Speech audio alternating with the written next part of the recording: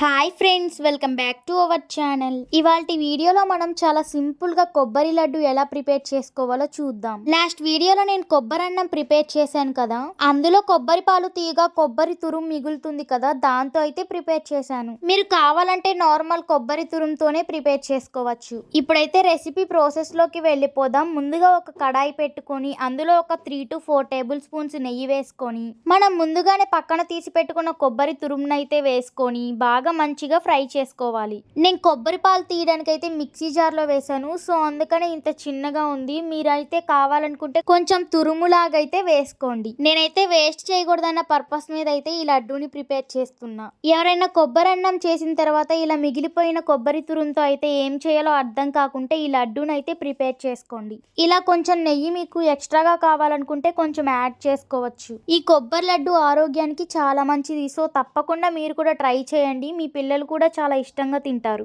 ఈ కొబ్బరి పచ్చిదనం అంతా పోయింది. ఇప్పుడు దీన్ని అయితే పక్కకి షిఫ్ట్ చేసుకోండి. ఇప్పుడు ఇందులోకి పాకం పట్టుకోవడానికి అయితే ఒక గిన్నె పెట్టుకొని అందులో 1 కప్పు కొబ్బరి తురుముకు అయితే 1/2 కప్పు బెల్లాన్ని అయితే వేసుకోండి. ఈ బెల్లం మునిగేంత వరకు అయితే కొంచెం వాటర్ పోసుకోండి. మీకు కావాలంటే బెల్లంకి బదులు చక్కెర కూడా యూస్ చేసుకోవచ్చు.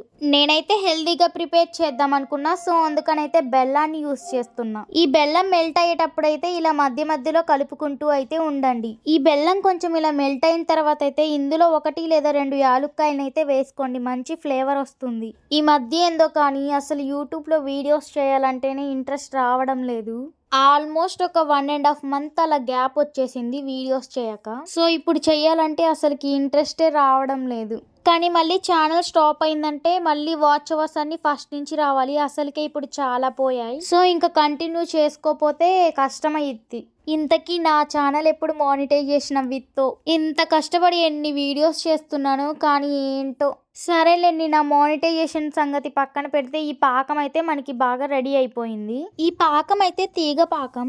ఇప్పుడైతే ఈ పాకంలో మనం ముందుగానే రోస్ట్ చేసి పక్కన పెట్టుకున్న ఈ కొబ్బరి తురుమును అయితే వేసుకోవాలి. మీకు కావాలంటే ఇది కుక్ అయ్యేటప్పుడు ఇంకా కొంచెం నెయ్యిని యాడ్ చేసుకోండి. మనకి లడ్డూలు అనేది చాలా బాగా వస్తాయి, టేస్ట్ బాగుంటుంది. ఈ బెల్లం పాకం మొత్తం కొబ్బరి తురుము అనేది పీల్చుకొని బాగా దగ్గర అయ్యేంత వరకు అయితే దీన్ని ఇప్పుడు మనం కుక్ చేసుకోవాలి. కొంచెం జాగ్రత్తగా చూసుకుంటూ అయితే కలుపుతూ ఉండండి మధ్య మధ్యలో, లేకుంటే ఇది మాడిపోతుంది.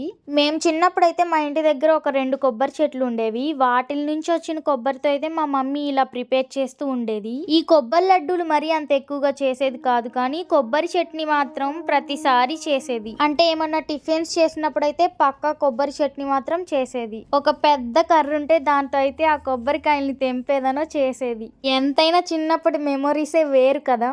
ఆ కొబ్బరి చెట్లు అయితే ఇప్పుడు లేవు, ఒక 10 years బ్యాక్ కి కొట్టేశాము. ఆ కొబ్బరి చెట్లు ఉన్నప్పుడు ఒక ఫన్నీ ఇన్సిడెంట్ అయితే జరిగింది. అది నేను మీకు లడ్డూలు ప్రిపేర్ చేస్తూ అయితే చెప్తాను. ఈ కొబ్బరి పాకం మొత్తం పీల్చుకొని అయితే ఆల్మోస్ట్ మనకి రెడీ అయిపోయింది. చూడండి, మనకి ఇప్పుడైతే ఇలా కన్సిస్టెన్సీ ఉండాలి. ఇప్పుడైతే మనకి లడ్డూలు చుట్టుకోవడానికి పర్ఫెక్ట్ కన్సిస్టెన్సీ. ఇలా వేడిగా ఉన్నప్పుడే చుట్టుకోవాలి. చేతులకైతే కొంచెం నెయ్యిని అప్లై చేసుకొని అయితే ఇలా లడ్డూలను అయితే ప్రిపేర్ చేసుకోండి. నేను చిన్న చిన్న లడ్డూలు అయితే ప్రిపేర్ చేస్తున్నాను. చేతులు అయితే అసలు కాలిపోతున్నాయి, అయినా సరే చెయ్యాలి, లేకుంటే తర్వాత మాత్రం లడ్డూ చుట్టుకోవడానికి రాదు. చూడండి లడ్డు ఎంత బాగా కుదిరిందో. చేతులు అయితే కాలుతున్నాయి అసలు. నేను అందుకే లడ్డు చుట్టలేకైతే దాంట్లోనే వేసేసాను. ఇంకా తర్వాత మళ్ళీ అయితే ఇంకొకటి చేస్తానని అయితే చేశాను. ఇంకా మిగతాయి మొత్తం మా మమ్మీనే చేసింది. ఇందాక ఒక ఫన్నీ ఇన్సిడెంట్ చెప్తానని చెప్పాను కదా.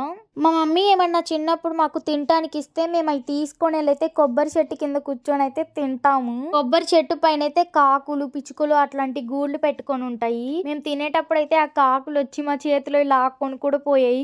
కొన్నిసార్లు అయితే పొడిచిన రోజులు కూడా ఉన్నాయి. నాకు మాత్రం ఒకటి బాగా గుర్తుంది. ఒకసారి సోన్ పాపిడి తింటుంటే అది పొడిచేదనో లాక్కొని పోయింది. సరే, మరి ఈ లడ్డూనైతే మీరు కూడా ప్రిపేర్ చేసుకొని ఎలా వచ్చిందో కామెంట్ చేయండి. సబ్స్క్రైబ్ అండ్ లైక్ చేయడం మాత్రం మర్చిపోకండి.